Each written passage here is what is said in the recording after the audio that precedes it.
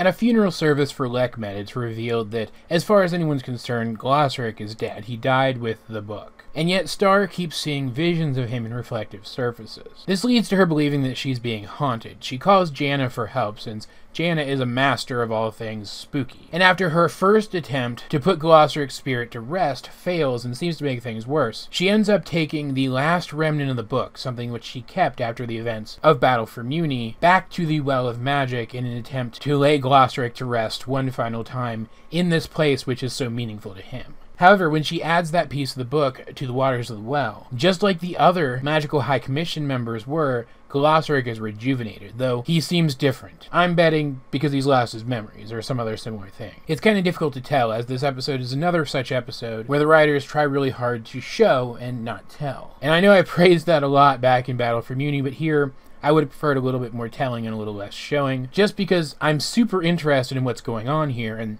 they don't really explain anything. Was that actually Glossaryck's ghost? Did she bring him back from the dead, or was he just in a very damaged state? Has his mind actually been destroyed, or is this just something that's going to be temporary and he's going to be back to normal next week? I can't complain too much, though, because I imagine we're going to get the answers to this stuff relatively soon, either through exposition or just being shown more stuff. But the important thing is Glossaryck is back in one form or another, and I do appreciate that. There were some great funny moments in this episode. Star's interactions with Jennah were, of course, golden. Jennah reacted exactly like I would have expected her to, learning that Star was seeing a ghost. She was just so blasé about the whole thing, it was genuinely funny. Even Lekmet's memorial service was funny in its own way. In fact, I think that was a great scene. It actually did a really good job of showing that at least this one death is going to be permanent in the show, at least for a while. Because death is a permanent thing, and not talking down to the kid audience of the show in regards to that, and maybe even helping some of them understand death better. The dialogue in that scene, especially the dialogue between Star and her mom, was just